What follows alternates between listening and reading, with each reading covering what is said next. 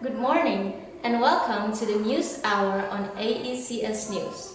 I am Aqila Ghaida bringing you the latest updates from around the world.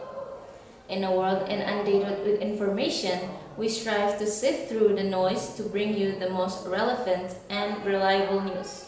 Stay tuned for the top stories that matter.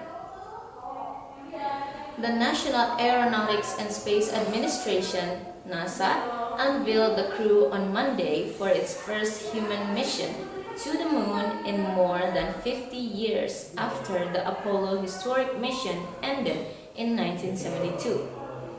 Christina Koh, a NASA astronaut who holds the record for the longest single spaceflight by a woman, will be a mission specialist on next year's Artemis II flight around the moon.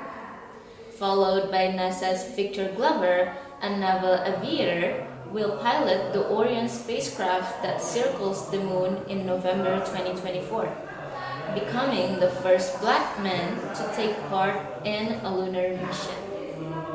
To round out the space crew, 2 veteran NASA astronauts will contribute to this mission.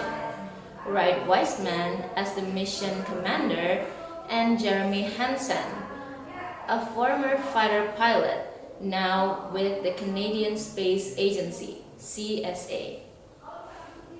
The 4 astronauts dressed in blue flight suits were introduced by NASA's administrator, Bill Nelson, at an event at the Johnson Space Center in Houston.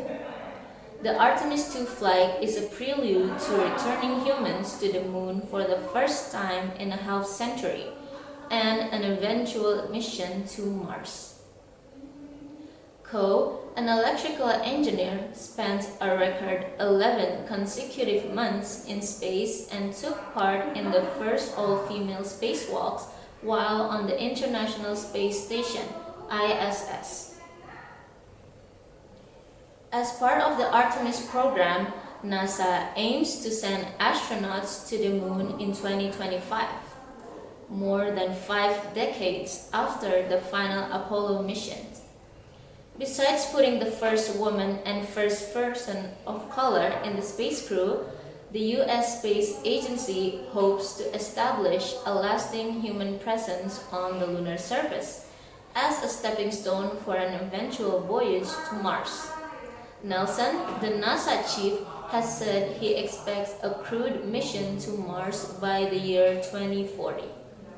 The 10-day Artemis II mission will test NASA's powerful Space Launch System rocket as well as the life support systems aboard the Orion spacecraft.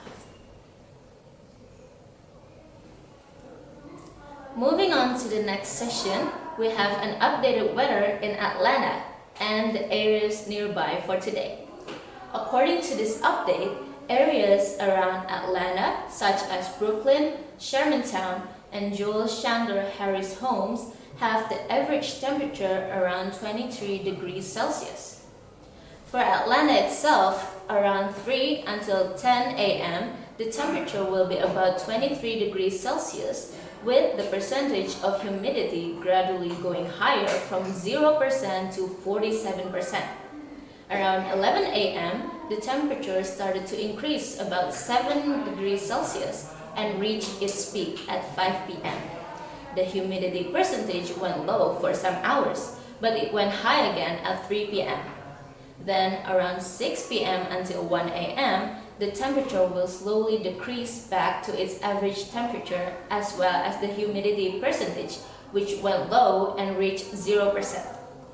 The highest temperature will hit about 30 degrees Celsius around 4 to 6 p.m. Not only the temperature will be high, it will happen to drizzle for a while. Overall, today's weather will be partly cloudy and at some point it might rain too. So, you might anticipate by bringing sunshade during working hours. Again, thank you for joining us today on AECS News. Your time is valuable and we appreciate you choosing us to stay informed. If you have any news tips or feedback, do not hesitate to reach us out. Until next time, take